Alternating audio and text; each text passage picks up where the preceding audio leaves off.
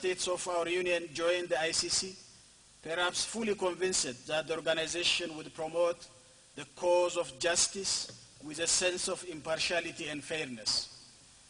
The practice so far, however, leaves so much to be desired. On a number of occasions, we have dealt with the issue of the ICC and expressed our serious concerns over the manner in which the ICC has been responding to Africa's considerations. The double standards that both the United Nations Security Council and the ICC have displayed with regard to the AU's request for deferral for prosecution in a number of cases has been particularly worrisome. This is a clear departure from the past for the continent of President Jammeh. His colleagues, heads of state, had hastily signed off for a court that came back to hound them in total disregard for the immunity of a sitting head of state. The International Criminal Court is sitting on 8,000 alleged war crime complaints filed from around the world to focus in just 6 countries, all of them African. From the beginning, I stood against it. That we Africans approve anything that the West bring before even knowing what it is all about. So I told them that we have to be very careful that this penal court, International Criminal Court, cannot be used against us. But then, as a continental organization, they say, oh, we must sign, we must ratify it is in Africa's best interest because we have some countries harboring rebels against others, and then they cited the case of Sierra Leone and Liberia and others. I said, okay, but let us know all what it entails before we sign up to it. Then the majority signed. I'm always seen as anti-West. I'm not anti-West. But we have been colonized for so long and we have been taken for granted. The West decide what they want for us. They decide to send us a bus, and all Africa has to say, go in. And then when you enter, you realize that you are going to a desert, and you say, what are we doing here? So I tell them, before you enter the bus, know what the destination is. The one-day summit was convened at the African Union headquarters in the Ethiopian capital Addis Ababa to devise an African response to the International Criminal Court.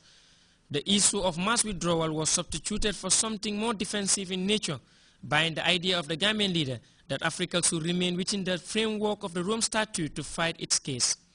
I don't think we should withdraw, because all the cases that are before the ICC, except for Bashir, were reported by African governments to the ICC. The ICC will not come to the Gambia and arrest somebody without us inviting them. So, the case of Laurent Gbagbo, he was arrested by the current government and handed over to the ICC. So also other people that were reported by regional governments. The case of Kenya, when they were proposing that the either should be reported to the ICC, I felt that that was going to be a disgrace, because the ICC cannot be a solution to our internal problems. But they referred the matter to the ICC. Now it happened that God decides. Despite all the reference to the ICC, the case was on, they were investigating. The ICC would not also take a case to court unless they complete their investigation. Should we withdraw? ICC didn't come to Kenya for the case. They were invited by the government of Mwai Kibaki and the Prime Minister, Raila Odinga. So there is no case, as far as I'm concerned, apart from that of Bashir of Sudan, that an African government didn't refer to the ICC. This is the situation.